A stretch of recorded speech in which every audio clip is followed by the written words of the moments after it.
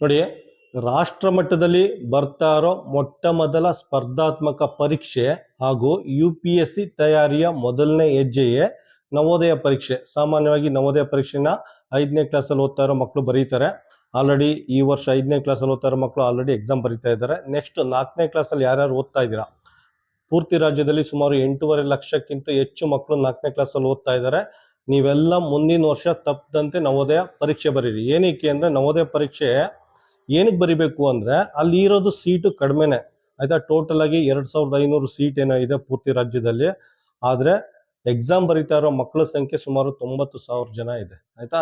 ಏನಕ್ಕೆ ನವೋದಯ ಪರೀಕ್ಷೆ ಬರಿಬೇಕು ಅಂದ್ರೆ ನವೋದಯ ಪರೀಕ್ಷೆಗೆ ಪ್ರಿಪೇರ್ ಆಗೋದ್ರಿಂದ ಮಕ್ಕಳು ಬುದ್ಧಿ ಸಾಮರ್ಥ್ಯ ಜಾಸ್ತಿ ಆಗುತ್ತೆ, ಮತ್ತೆ ಲ್ಯಾಂಗ್ವೇಜ್ ಮೇಲೆ ಗ್ರಿಪ್ ಬರುತ್ತೆ, ಮತ್ತೆ ಮ್ಯಾಥ್ಸ್ ಅಲ್ಲಿ ಮಾಸ್ಟರ್ ಪೀಸ್ ಆಗ್ತೀರಾ. ನವೋದಯ ಕೋಚಿಂಗ್ ನೀವೇನಾರ ಸರಿಯಾಗಿ ತಗೊಂಡ್ರೆ SLC ಎಕ್ಸಾಮ್ ತನಕ ನಿಮಗೆ ಮ್ಯಾಥಮೆಟಿಕ್ಸ್ ಟ್ಯೂಷನ್ ಅವಶ್ಯಕತೆ ಇರಲ್ಲ.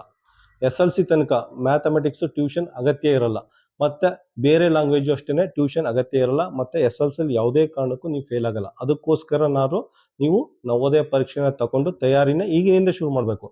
4ನೇ ಕ್ಲಾಸ್ ಓದ್ತಾರೆ, ನಿಮ್ಗೆ ಆಲ್ಮೋಸ್ಟ್ 12 ತಿಂಗಳಿದೆ, ಆಲ್ಮೋಸ್ಟ್ 1 ವರ್ಷ ಇದೆ ನವೋದಯ ಪರೀಕ್ಷೆ ಬರೆಯೋಕ್ಕೆ. ಬೆಸ್ಟ್ ಟೈಮ್ ಅಂದ್ರೆ ಈಗಿನಿಂದ ಕೂತ್ಕೊಂಡು ಬೆಳಿಗ್ಗೆ 1.5 ಗಂಟೆ ಸಾಯಂಕಾಲ 1.5 ಗಂಟೆ ಕೂತ್ಕೊಂಡು ಏನೋ ಪ್ರಾಕ್ಟೀಸ್ ಮಾಡಿದ್ರೆ 100% ನೀವು ಮ್ಯಾಥ್ಸ್ ಅಲ್ಲಿ ಮಾಸ್ಟರ್ ಪೀಸ್ ಆಗ್ತೀರಾ, ಮತ್ತೆ ನವೋದಯದಲ್ಲೂ ಒಳ್ಳೆ ಮಾರ್ಕ್ಸ್ ಬರುತ್ತೆ ನಿಮ್ಗೆ ಆಯ್ತಾ. ನೀವೆಲ್ಲೂ ಕೋಚಿಂಗ್ ಹೋಗೋ ಅವಶ್ಯಕತೆ ಇಲ್ಲ, ಮನೇಲೆ ಕೂತ್ಕೊಂಡು ಪ್ರಾಕ್ಟೀಸ್ ಮಾಡ್ಬೋದು ಆಯ್ತಾ. ಕೋಚಿಂಗ್ ಹೋದ್ರೆ ಏನಾಗುತ್ತೆ, ನೀವೆಲ್ಲೋ ಒಂದು ಹಳ್ಳಿಲಿ ಇರ್ತೀರಾ, ನಿಮ್ಮ ಮನೆಯಿಂದ ಕೋಚಿಂಗ್ ಸೆಂಟರ್ಗೆ ಹೋಗೋಕೆ ಸುಮಾರು ಒಂದು 40-45 ನಿಮಿಷ ತಗೊಳುತ್ತೆ, ಪುನಃ ವಾಪಸ್ ಬರೋಕ್ಕೆ 40-45 ನಿಮಿಷ ತಗೊಳುತ್ತೆ. ನಿಮ್ದು ಟ್ರಾವೆಲಿಂಗ್ ಟೈಮ್ ಇದೆಯಲ್ಲ, ಮನೆಯಿಂದ ಕೋಚಿಂಗ್ ಸೆಂಟರ್ಗೆ, ಕೋಚಿಂಗ್ ಸೆಂಟರ್ ಇಂದ ಮನೆಗೆ, ಆ ಟ್ರಾವೆಲಿಂಗ್ ಟೈಮ್ ಇದೆಯಲ್ಲ 1-1.5 ಗಂಟೆ, ಅದನ್ನೇ ಬೆಳಿಗ್ಗೆ ಹೊತ್ತು ಸಾಯಂಕಾಲ ಹೊತ್ತು ಕೂತ್ಕೊಂಡು ಬಿಗಿಯಾಗಿ ಓದಿದ್ರೆ 100% ನವೋದಯದಲ್ಲಿ ಮಾಸ್ಟರ್ ಪೀಸ್ ಆಗ್ತೀರಾ ನೀವು. ಮತ್ತೆ ಸೈನಿಕ್ ಸ್ಕೂಲ್ಗೆ ಎಕ್ಸಾಮು ಬರಿಬೋದು, ಮುಂದಿನ ವರ್ಷ 5ನೇ ಕ್ಲಾಸಲ್ಲಿ ಸೈನಿಕ್ ಸ್ಕೂಲ್ ಎಕ್ಸಾಮ್ ಬರಿಬೋದು. ಅದಕ್ಕೋಸ್ಕರ ಎಲ್ಲಾ ಮಕ್ಳು ಏನ್ ಮಾಡಿ ಅಂದ್ರೆ ಜಸ್ಟ್ ಈ ನಂಬರ್ಗೆ ಅಂತ ಮೆಸೇಜ್ ಮಾಡಿ, ಆಟೋ ರಿಪ್ಲೈ ಬರುತ್ತೆ, ಅಲ್ಲೊಂದು ಲಿಂಕ್ ಬರುತ್ತೆ, ಅಲ್ಲೆಲ್ಲ PDF ನೋಟ್ಸ್ನ ಡೌನ್ಲೋಡ್ ಮಾಡ್ಕೊಳ್ಳಿ. PDF ನೋಟ್ಸ್ನ ಡೌನ್ಲೋಡ್ ಮಾಡ್ಕೊಂಡು ಎಲ್ಲಿ ಬೇಕಾದ್ರೂ ಪ್ರಿಂಟ್ಔಟ್ ತಗೊಳ್ಳಿ, ಎಲ್ಲಿ ಬೇಕಾದ್ರೂ ಪ್ರಿಂಟ್ಔಟ್ ತಗೊಂಡು ಅದನ್ನ ನೋಟ್ಸ್ನ ಕೈಯಲ್ಲಿ ಇಟ್ಕೊಂಡು, ಲಿಂಕ್ ಇರುತ್ತೆ ನಮ್ದು ಯೂಟ್ಯೂಬಲ್ಲಿ ಪಾಠ ಮಾಡಿದ್ದೀನಿ, ಅದನ್ನ ಒಂದು ವಿಡಿಯೋ ನಂಬರ್ 1 ಪ್ರಾಕ್ಟೀಸ್ ಮಾಡ್ಕೊಂಡು ಬನ್ನಿ, 100% ಸಕ್ಸಸ್ಫುಲ್ ಆಗ್ತೀರಾ.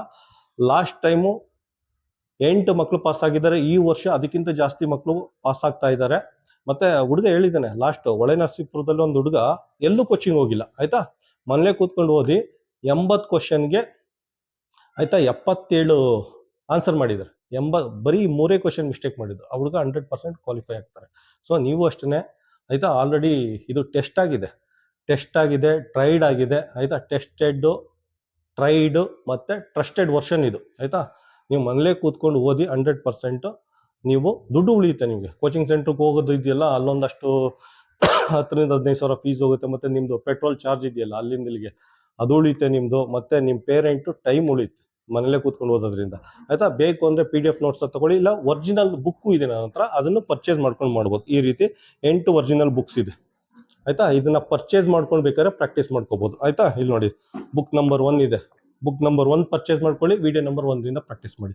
ಅದಾದ್ಮೇಲೆ ಬುಕ್ ನಂಬರ್ 2 ಆಯ್ತಾ, ಅದಾದ್ಮೇಲೆ ಬುಕ್ ನಂಬರ್ 3 ಆಯ್ತಾ. ಇದು ಎಕ್ಸ್ಟ್ರಾ, ಇದು ಫ್ರೀ ಆಫ್ ಕಾಸ್ಟ್ ಕೊಡ್ತಾ ಇದ್ದೀವಿ. ಏನಕ್ಕೆ ಅಂದ್ರೆ ಇದು ಸೈನಿಕ್ ಸ್ಕೂಲ್ಗೆ ಸಂಬಂಧಪಟ್ಟದ್ದು, ಬರೀ 5 ಚಾಪ್ಟರ್ ಇದೆ, ಕಡಿಮೆ ಪೇಜಸ್ ಇದೆ, ಇದೊಂದು ಮಾತ್ರ ಫ್ರೀ ಆಫ್ ಕಾಸ್ಟ್ ಕೊಡ್ತಾ ಇದೀವಿ.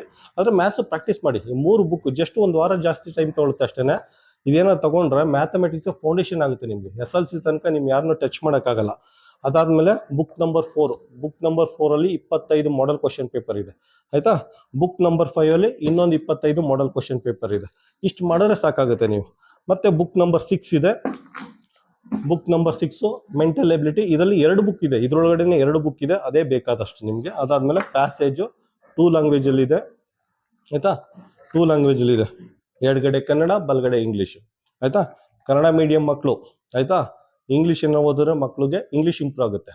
ಇಂಗ್ಲಿಷ್ ಮೀಡಿಯಂ ಮಕ್ಕಳು ಏನಾರ ಅರ್ಥ ಆಗಲಿಲ್ಲ ಕನ್ನಡ ನೋಡ್ಕೊಂಡು ಪ್ರಾಕ್ಟೀಸ್ ಮಾಡೋದು. ಒಂದು ರೀತಿ ಸೆಲ್ಫ್ ಸ್ಟಡಿ ಬುಕ್ ಇದ್ದಂಗೆ ಆಯ್ತಾ. ಪ್ರತಿಯೊಂದು ಅಷ್ಟೇ, ಎಲ್ಲ 2 ಲ್ಯಾಂಗ್ವೇಜ್ ಅಲ್ಲಿ ಇದೆ, 2 ಲ್ಯಾಂಗ್ವೇಜ್ ಅಲ್ಲಿ ಇದೆ. ಯಾವುದೇ ಒಂದು ಬುಕ್ ಓಪನ್ ಮಾಡಿ 2 ಲ್ಯಾಂಗ್ವೇಜ್ ಅಲ್ಲಿ ಇದೆ ಆಯ್ತಾ. ಕನ್ನಡ ಮತ್ತೆ ಇಂಗ್ಲಿಷ್ ಎರಡರಲ್ಲೂ ಕ್ವಶನ್ ಇದೆ. ಕನ್ನಡ ಮೀಡಿಯಂ ಮಕ್ಳು ಏನಾರ ಇಂಗ್ಲಿಷ್ ಒಂದ್ಸಲ ಓದಿದ್ರೆ ಕನ್ನಡ ಮೀಡಿಯಂ ಮಕ್ಳಿಗೆ ಇಂಗ್ಲಿಷ್ ಇಂಪ್ರೂವ್ ಆಗುತ್ತೆ. ಇಂಗ್ಲಿಷ್ ಮೀಡಿಯಂ ಮಕ್ಳಿಗೆ ಏನಾರ ಅಕಸ್ಮಾತ್ ಕ್ವಶನ್ ಅರ್ಥ ಆಗಲಿಲ್ಲ ಅಂದ್ರೆ ಕನ್ನಡ ನೋಡ್ಕೊಂಡು ಅರ್ಥ ಮಾಡ್ಕೋಬಹುದು. ಒಂದು ರೀತಿ ಸೆಲ್ಫ್ ಸ್ಟಡಿ ಬುಕ್ ಇದ್ದಂಗೆ. ಮತ್ತೆ 1000 ವರ್ಡ್ ಬುಕ್ ಬೇರೆ ಕೊಟ್ಟಿದ್ರಿ. ಅದೇ ಸಾಮಾನ್ಯವಾಗಿ ನವೋದಯದಲ್ಲಿ ಆಂಟನಮ್ಸ್, ಸಿನಾನಮ್, ಸಮಾನಾರ್ಥಕ ಪದ, ವಿರುದ್ಧಾರ್ಥಕ ಪದ ಕೇಳ್ತಾರೆ, ಅದಕ್ಕೂ 1000 ವರ್ಡ್ ಬುಕ್ ಕೊಟ್ಟಿದ್ದೀನಿ. ಸೊ ಇದು ಇಷ್ಟು ಸಾಕು ನವೋದಯ ಕ್ವಾಲಿಫೈ ಆಗೋಕ್ಕೆ, ಇಷ್ಟು ಬೇಕಾದಷ್ಟಿದೆ ಆಯಿತಾ. ನೀವೇನಾರು ಸರಿಯಾಗಿ ಏನಾರು ಪ್ರಾಕ್ಟೀಸ್ ಮಾಡಿದ್ರೆ ವಿಡಿಯೋ ನಂಬರ್ 1ರಿಂದ ವಿಡಿಯೋ ನಂಬರ್ 111ವರೆಗೆ ಏನಾರು ಸರಿಯಾಗಿ ನೋಡ್ಕೊಂಡು ಪ್ರಾಕ್ಟೀಸ್ ಮಾಡಿದ್ರೆ ನೀವು ಕನ್ನಡ ಮೀಡಿಯಂ ಮಕ್ಕಳಾಗಿದ್ರೆ ಇಂಗ್ಲೀಷ್ ಮೀಡಿಯಂ ಮಕ್ಕಳಾಗಿ ಬಿಡ್ತೀರಾ ಆಯಿತಾ. ಗ್ರಾಮೀಣ ಭಾಗದಲ್ಲಿ ನೀವೇನಾರು ಕನ್ನಡ ಮೀಡಿಯಂ ಏನಾರು ಮಕ್ಕಳಾಗಿದ್ರೆ ಇಂಗ್ಲೀಷ್ ಮೀಡಿಯಂ ಮಕ್ಕಳಾಗ್ತೀರಾ. ಇಂಗ್ಲೀಷ್ ಮೀಡಿಯಂ ಮಕ್ಕಳು ನೀವು ಮ್ಯಾಥ್ಸ್ ಮೆಂಟಲ್ ಎಬಿಲಿಟಿ ಪ್ಯಾಸೇಜಲ್ಲಿ ಮಾಸ್ಟರ್ ಪೀಸ್ ಆಗ್ತೀರಾ, ಆ ಗ್ಯಾರಂಟಿ ನಾವು ಕೊಡ್ತೀವಿ. ಮತ್ತೆ ಸುಮಾರು ಮಕ್ಕಳು ಲ್ಯಾಂಗ್ವೇಜ್ ಮೇಲೆ ಗ್ರಿಪ್ ಇರಲ್ಲ, ಕನ್ನಡ ಮೀಡಿಯಂ ಮಕ್ಕಳು ಇಂಗ್ಲೀಷ್ ಮೀಡಿಯಂ ಮಕ್ಕಳು, ಅದಕ್ಕೋಸ್ಕರ ಇದು ಒಂಥರ ಟ್ಯಾಬ್ಲೆಟ್ ಇದ್ದಂಗೆ ಆಯಿತಾ. ಇದು ಅಷ್ಟೇ 3 ಪಾರ್ಟ್ ಇದೆ ಅಲ್ಲಿ.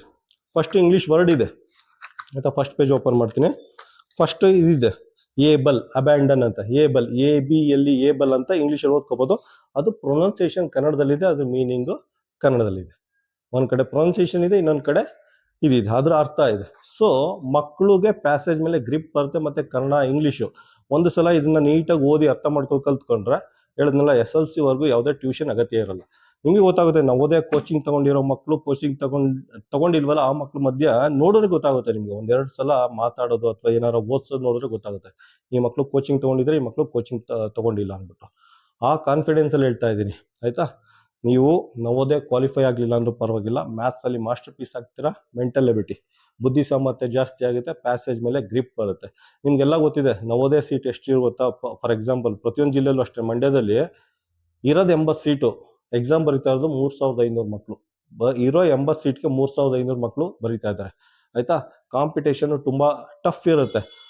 ಅಂದರೆ ಎಕ್ಸಾಮ್ ಬರ್ದಿರೋ ಮಕ್ಕಳಿಗೆಲ್ಲ ಪಾಸ್ ಆಗ್ತಾರೆ ಅಂತ ಹೇಳೋಕ್ಕಾಗಲ್ಲ. ಇದೊಂದು ರೀತಿ ಹೇಗೆ ಅಂದರೆ ವಿಮಾನದಲ್ಲಿ ಸೀಟ್ ಇದ್ದಂಗೆ, 80 ಸೀಟ್ ಇದ್ರೆ 80 ಸೀಟ್ ಮಾತ್ರ ಅವ್ರು ತಗೊಳ್ಳೋದು, ಮಕ್ಕಳು ಎಷ್ಟೇ ಬುದ್ಧಿವಂತರಾಗಿದ್ರು. ಆದರೆ ಏನು ಅಡ್ವಾಂಟೇಜ್ ಅಂದರೆ ಮಕ್ಕಳು ಫ್ಯೂಚರ್ ಸರಿ ಹೋಗುತ್ತೆ, ಮಕ್ಕಳಿದು ಕ್ವಾಲಿಟಿ, ಅದೇ ಎಜುಕೇಷನ್ ಕ್ವಾಲಿಟಿ ಇಂಪ್ರೂವ್ ಆಗುತ್ತೆ. ಅದಕ್ಕೋಸ್ಕರ ನಾದರೂ ಗ್ರಾಮೀಣ ಭಾಗದ ಮಕ್ಕಳು, ಕನ್ನಡ ಮೀಡಿಯಂ ಮಕ್ಕಳು ತಪ್ಪದಂತೆ ಮುಂದಿನ ವರ್ಷ ಎಕ್ಸಾಮ್ ಬರೀರಿ, ಪ್ರಿಪ್ರೇಷನ್ ಈಗಿನಿಂದನೇ ಶುರು ಮಾಡಿ. ಮತ್ತೆ ಫೈನಲ್ ಆಗಿ ಇನ್ನೊಂದು ರಿಕ್ವೆಸ್ಟ್ ಅಂದರೆ ಆದಷ್ಟು ಒರಿಜಿನಲ್ ಬುಕ್ಕೆ ಯೂಸ್ ಮಾಡಿ, ಆದಷ್ಟು ಒರಿಜಿನಲ್ ಬುಕ್ನ ಪರ್ಚೇಸ್ ಮಾಡಿ ಯೂಸ್ ಮಾಡಿ. ಇದೆಲ್ಲ ಕ್ವಾಲಿಟಿ ಎಲ್ಲ ಚೆನ್ನಾಗಿರುತ್ತೆ ನೋಡಿ, ಕ್ವಾಲಿಟಿ ಎಲ್ಲ ಪ್ರಿಂಟೆಡ್ ಕ್ವಾಲಿಟಿ ತುಂಬ ಚೆನ್ನಾಗಿರುತ್ತೆ, ಬೋಲ್ಡ್ ಆಗಿರುತ್ತೆ. ಮತ್ತು ಮಕ್ಳಿಗೆ ಓದೋಕ್ಕೂ ಇಂಟ್ರೆಸ್ಟ್ ಬರುತ್ತೆ ಆಯಿತಾ. ಮಕ್ಕಳು ಖುಷಿಯಿಂದ ಓದ್ತಾರೆ. ನೀವೇನಾದ್ರು ಜೆರಾಕ್ಸ್ ತೊಗೊಂಡ್ರೆ ಏನಾಗುತ್ತೆ ಗೊತ್ತಾ, ಜೆರಾಕ್ಸ್ ತೊಗೊಂಡ್ರೆ ಈ ಥರ ಆಗುತ್ತೆ. ಒಂದು 3-4 ತಿಂಗಳು ಬಿಟ್ಕೊಂಡು ಹೋದ್ರೆ ಎಲ್ಲ ಈ ರೀತಿ ಕಿತ್ತೋಗಿರುತ್ತೆ ಅಲ್ಲ, ನೋಡಿದ್ರೆ ನಮಗೆ ಓದೋಕ್ಕೆ ಇಂಟ್ರೆಸ್ಟ್ ಬರಲ್ಲ, ಇಂಟ್ರೆಸ್ಟ್ ಕಳ್ಕೊಬಿಡ್ತಾರೆ ಮಕ್ಕಳು. ಇಲ್ಲಿ ಈ ಥರ ಎಲ್ಲ ಇರುತ್ತೆ ಬುಕ್ಕು, ಈ ಥರ ಎಲ್ಲ ಬುಕ್ ಇರುತ್ತೆ. ಮಕ್ಕಳು ಬರೆದು ಪ್ರಾಕ್ಟೀಸ್ ಮಾಡಿದ್ರು ಇಂಟ್ರೆಸ್ಟ್ ಕಳ್ಕೊಬಿಡ್ತಾರೆ. ಯಾಕೆಂದರೆ ಇದೆಲ್ಲ ವರ್ಷ ಪೂರ್ತಿ ಇರಬೇಕು. ವರ್ಷ ಪೂರ್ತಿ ಇರೋದ್ರಿಂದ ಆದಷ್ಟು ಒರಿಜಿನಲ್ ಬುಕ್ನ ಪರ್ಚೇಸ್ ಮಾಡ್ಕೊಂಡು ಮಾಡಿ. ಜೆರಾಕ್ಸ್ ತೊಗೊಂಡ್ರೆ ನೋಡಿ ನಮಗೂ ಅನುಕೂಲ ಆಗಲ್ಲ, ನಿಮಗೂ ಅನುಕೂಲ ಆಗಲ್ಲ, ಮಕ್ಕಳಿಗೆ ಓದೋಕ್ಕೆ ಇಂಟ್ರೆಸ್ಟ್ ಬರಲ್ಲ, ಮತ್ತು ಫೈನಾನ್ಷಿಯಲಿ ನನಗೂ ಬರ್ಡನ್ ಆಗುತ್ತೆ. ಇದರಿಂದ ನೀವೇನೋ ಬುಕ್ ಪರ್ಚೇಸ್ ಮಾಡ್ಕೊಂಡು ಹೋದ್ರೆ ಅದು ಒಂದು ರೀತಿ ನನಗೆ ಸಹಾಯ ಮಾಡ್ದಂಗೆ, ಫೈನಾನ್ಷಿಯಲಿ ಹೆಲ್ಪ್ ಮಾಡ್ದಂಗೆ. ಆದ್ದರಿಂದ ಎಲ್ಲರನ್ನು ರಿಕ್ವೆಸ್ಟ್ ಮಾಡ್ಕೊಳ್ಳೋದೇನು ಅಂದರೆ ದಯವಿಟ್ಟು ಬುಕ್ನ ಪರ್ಚೇಸ್ ಮಾಡಿಕೊಂಡು ನೀವು ಪ್ರಾಕ್ಟೀಸ್ ಮಾಡಿ ಆಯಿತಾ. ಕಡಿಮೆ ಅಂದರೆ ನಿಮಗೆ 25,000 ಉಳಿಯುತ್ತೆ ದುಡ್ಡು. ಯಾವ ರೀತಿ ಅಂತೀರಾ, ಟ್ಯೂಷನ್ ಫೀಸ್ ಒಂದು 10,000-15,000, ಮತ್ತು ನಿಮ್ಮದು ಟ್ರಾವೆಲಿಂಗ್ ಇದೆಯಲ್ಲ ಪೆಟ್ರೋಲ್ ಚಾರ್ಜು ಅದೊಂದು 10,000 ಆಗುತ್ತೆ ವರ್ಷ ಪೂರ್ತಿ ಅಲ್ಲ. ಮತ್ತು ಅದಕ್ಕಿಂತ ಮೇಯ್ನು ಮಕ್ಕಳು ಟೈಮ್ ಉಳಿಯುತ್ತೆ, ಎನರ್ಜಿ ಉಳಿಯುತ್ತೆ. ಮತ್ತು ಅವ್ರು ಕರ್ಕೊಂಡು ಹೋಗೋಕೆ ಒಬ್ಬರು ಒಂದಾಳು, ಕರ್ಕೊಂಡು ಹೋಗೋಕೆ ಇನ್ನೊಬ್ಬರು ಒಂದಾಳು, ಅವೆಲ್ಲ ಉಳಿಯುತ್ತೆ. ಅದಕ್ಕೋಸ್ಕರ ದಯವಿಟ್ಟು ಒರಿಜಿನಲ್ ಬುಕ್ಸ್ನ 8 ಬುಕ್ನು ಪರ್ಚೇಸ್ ಮಾಡ್ಕೊಂಡು ಯೂಸ್ ಮಾಡಿ.